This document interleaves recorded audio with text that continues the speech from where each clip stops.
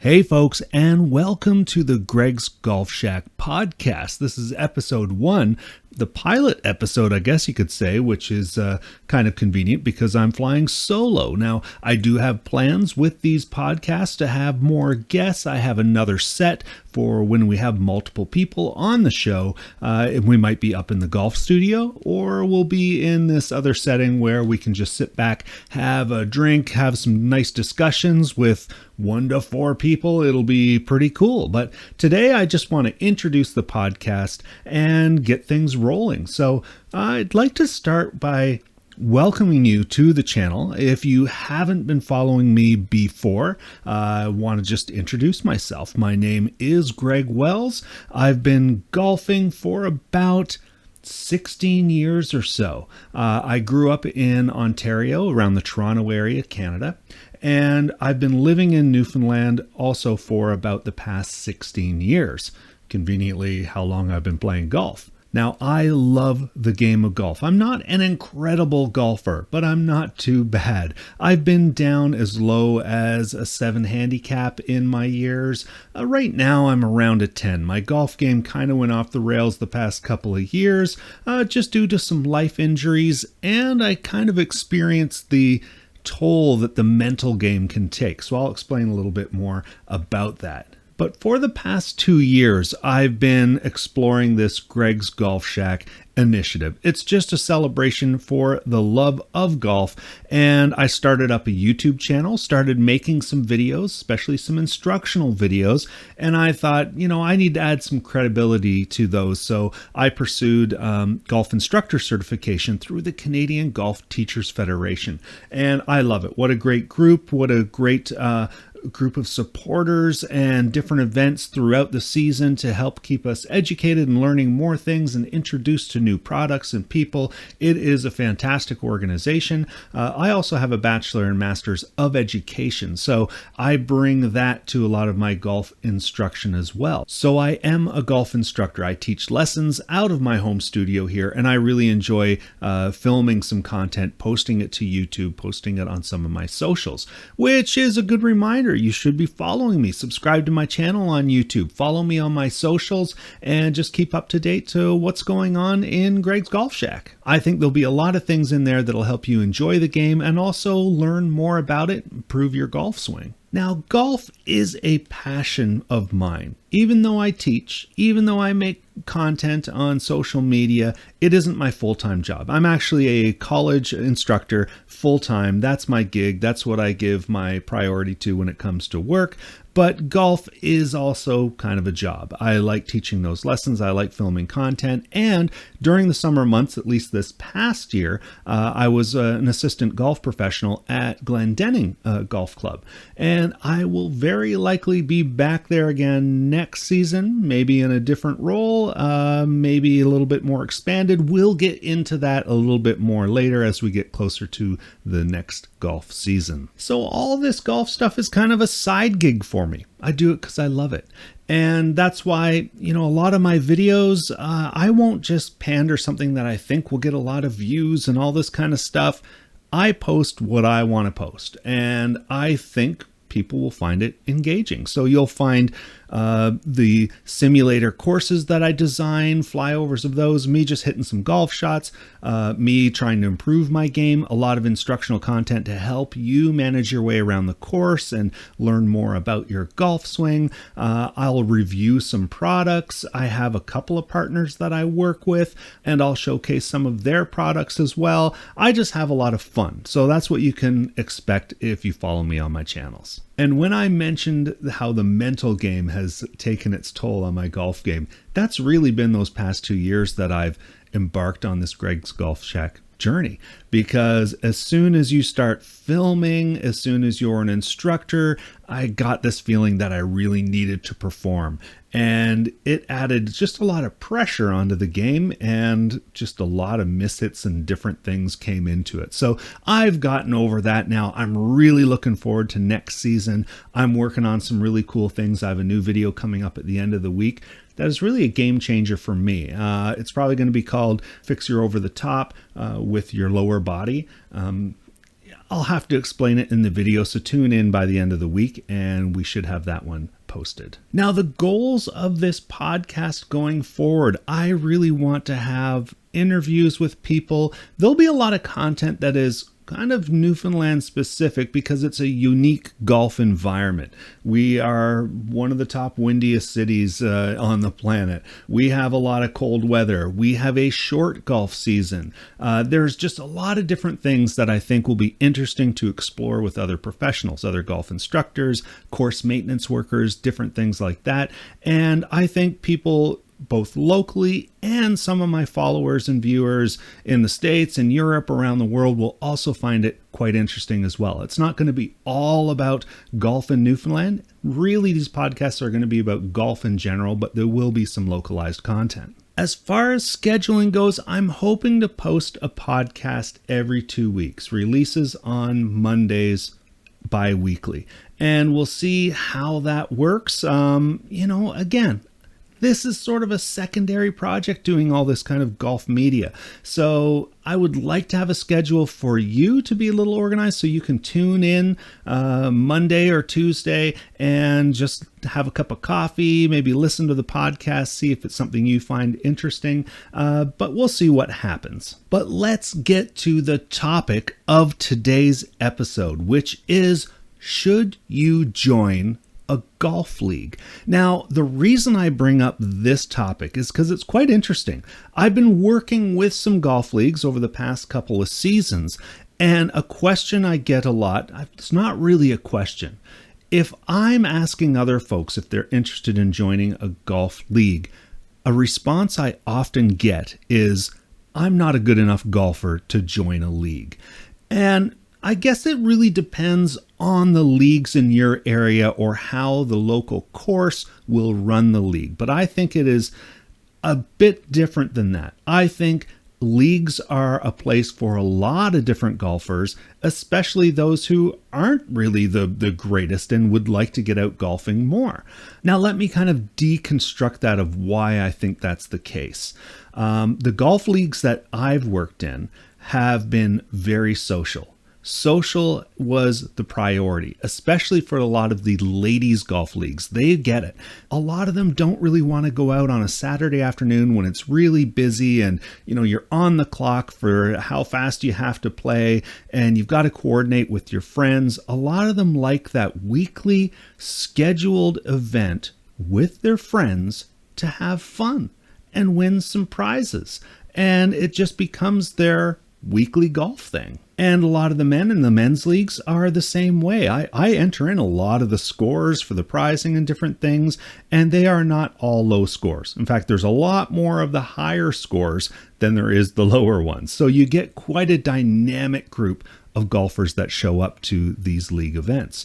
Now, one of the main benefits, and again, this will depend on how your local course runs its leagues, but you can save a lot of money if you intend to golf at least once a week and you're not really golfing enough to buy a membership.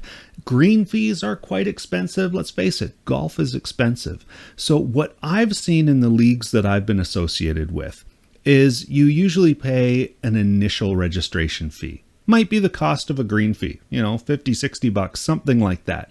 That's your initial fee. What I've experienced is that goes towards prizing, maybe the end of the year or throughout the year, something like that. So it comes back to the league in one way or another to be released to the members. And with that registration comes a discounted green fee price. So you might get something like a 15% discount off of a green fee when you golf on those league days. So if you play in a weekly league event often, that initial registration fee is going to pay for itself pretty quickly just in those discounts. And the other thing is all the prizing and the games. These are events. They're fun tournaments. So there's usually challenges out on the course. Closest to the pin, longest drive, a closest to the line, and there's prizes to be won based on that on a weekly basis. I know the one I'm working at Glendenning, every month there's a hole-in-one prize for both the men's and ladies' leagues, and you can win a car. That's pretty significant. Besides that, there are draw prizes. A lot of people may play skins. Again, all these different variations of how the league will work will depend on your course. So something to research, but it is a fun event. If you are fairly new to golf, you want to meet people that you could golf with, I think the leagues are the place to do it. Not only is it a great event out on the course, but usually after the league play, there is some sort of social event afterwards, usually in the pub at the golf course or something, where prizes are given out and draws are done. And, there's just some fun social activities to participate in, to meet new people and have a little fun. What's really cool too is there's often a big tournament at the end of the year. At the end of the season, you get a big league tournament and there's still prizes and everything. And again, people are out there just having fun. You're going to have some folks that are competitive. There might be some different divisions that are based on how you play. You might be developing a handicap, and that will play a part in how the scoring all works out. It all depends on the organizers and what they decide to do. So there you have it, a great opportunity to meet new people in a social golfing environment. And you'll probably find people that you jive with, have a similar game, have a similar kind of score that you play around. You have the opportunity to save money on your weekly golf rounds if that's how often you get out. And the bonus is you're not obligated to play every single week. You have opportunities to win prizes and things on the weeks that you play. You can win lots of different prizes. A lot of them might be based on luck. A lot of them might be based on just a draw. You might be able to play in this big tournament they have at the end, which is really nice to see how it all comes together. Have a big party, have a big celebration, and there's usually lots of prizes that are given out at those events too. And the golf is usually taken up a notch. It's designed to be a little bit more fun. I know at Glendenning this past season, I was given some leeway to help organize the final league tournaments. I was out there marking the pins and choosing the tee locations and mixing it up to offer something a little bit different, not just make it difficult, make it fun. There's going to be some hard holes. There are going to be some easy holes. There'll be a few surprises. And of course, I didn't do everything. The team there really helped organize all the event and the banquet after, all this kind of stuff. So it was fun to have a little bit more engagement in arranging how the tournament would play out. And if all things work out, we're still, in the early stages, but it sounds like I'll be playing maybe a more significant role in the leagues at Glendenning next year. And if that's the case, which it's looking like it, I have some pretty good ideas to help make it more fun, to grow, to really make it interactive for all the different people who belong to those leagues, and just have a great time. But the leagues don't just exist during the outdoor golf season. There are a lot of indoor leagues as well that usually are played on different simulator software, so people might belong to them from their own homes if they have simulators set up, or some indoor golf businesses where you could go and participate with your friends, very similar to just going to a golf course and participating in the leagues. I know there are some around here in Newfoundland where people will get together. There's lots of prizes. It's really the similar kind of layout as real golf leagues. Just a bunch of people save money, win some prizes, play golf, meet people, have a blast. So to answer that question, should you join a golf league? Well, it depends on what you're looking for. If you're hoping to have a little bit more encouragement to get out golfing once a week, once every couple of weeks, and also save a little bit of money because it's expensive, if you want to meet new people, win some prizes, then yes, I think a golf league is the way to go. Golf is a social sport, and leagues help promote that. So let me know what your thoughts are. Do you belong to a league? Have you had thoughts about a league? What are your thoughts? Leave them in the comments below. I want to hear what you have to say about golf leagues and if you're interested in joining them. Now, I think that was a pretty good topic to discuss, and I hope that I've given you a different perspective on what golf leagues are, especially if you thought they are just very highly competitive for the best golfers. In most cases, that isn't what it is. It is about a fun, social gathering to celebrate golf, meet new people, and have fun. Now, something I would like to do on these podcasts, especially if we have guests, is I've got a couple of things here. I think my mom got me this one year, 501 excuses for bad golf shots. I think this would be a fun thing to kind of review, flip to a page, read an excuse, see if that pulls up some kind of conversation or perspective. I also have this quote calendar that my wife got me. Now, it's outdated. I think it's a couple years old, and I've never peeled any of the pages away. So I think it would be fun to scroll through here sometime, pull out a quote, see how that inspires our discussion or perspectives. So with today's podcast, let's pull out a quote. Let's see if it inspires any kind of discussion here. I'm just going to flip to a random page and see what we have here. Oh, there's no author to this one, so I have no idea. It's a joke. Okay. If you really want to get better at golf, go back and take it up at a much earlier age. Haha. Now, not really funny, kind of boo-hoo. It's actually really more of a fact.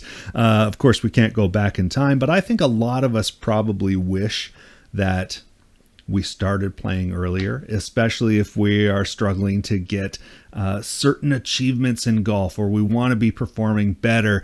Perhaps we wish we could go back. Now, unfortunately, we can't go back in time, but we can still learn to improve no matter how young or old we are. Golf is something that we can never truly perfect. So as long as we're enjoying it now, in my opinion, that's what counts. If we can help secure some longevity so we can keep playing, be aware of some injuries we might have, make adjustments to the swing so we can keep on swinging and have fun, I think that is the priority. So as long as we can swing the golf club today, and as long as we can keep swinging it tomorrow, I think that's fine. Now, something else I would like to do in these podcasts is review some sort of random product. Now, these are not products that I'm partnered with anybody. They might be a training aid that I picked up over time or something like that I just bought on Amazon just to, help build out the game, or something I could need. So I'm going to pull out one of these random products and just talk about them, see what you think. So, I like to play with the Kirkland golf gloves. Again, golf is expensive, and the Kirkland golf gloves at Costco, very affordable. You usually get 4 in a pack. They fit good. They last quite a long time. So pretty unbeatable. Now, lately when I've been to Costco, or my wife has been there, we've checked the gloves and they haven't had my size, medium large for left hand. And I've been hesitant to just spend $30 on Amazon for a single golf glove. So I looked around on Amazon and I found these Finger 10 golf gloves. It's a 3-pack. I think it was like $32 or something, like Canadian, for these gloves. And they're pretty good. They come with, here's one I've been using actually. I've been using this for, 3 weeks or so indoor. I'm playing quite a bit. Has a little ball marker on there with a 10 on it. So it's got a little magnet for your ball marker if you want one. The glove fits pretty good, and you can see this one is not worn out. There's no tearing there in the palm at all. The fingers are actually still in really good shape. It hasn't gotten totally plasticky yet, when it gets that sort of hard feeling and it loses its grip. The thumb is starting to get there a little bit. It's a little slippery rather than a little bit grabby, I guess you could say. I noticed when I first got it, I felt like the baby finger was a little too long. Even now I can feel like there's a little bit extra material there. But after wearing it for a couple of rounds, it fits great. It's really quite a good glove. So again, this is not a partner. I get nothing from this. I just wanted to share with you, if you're looking for golf gloves for a good price, if you're not into the Kirkland brand or something, these Finger 10 golf gloves are pretty good. So yeah, they have my seal of approval. All right, that wraps up this first episode of the Greg's Golf Shack podcast. I hope you enjoyed it. They are going to get more interesting as time goes on. I just wanted to hit the road running. I do have some other sets, as I mentioned, for when we have guests.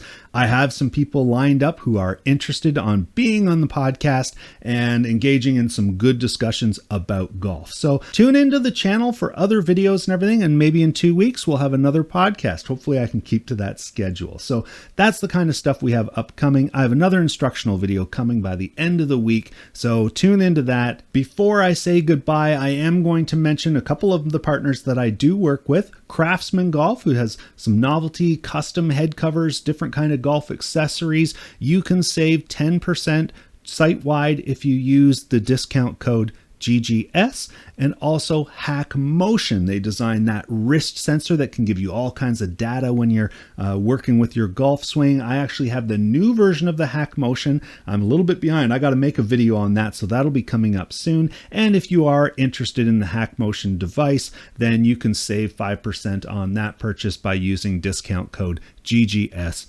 I'll include links in the description if you're interested in any of those products. And with that, I want to thank you for watching, and we'll see you next time on Greg's Golf Shack.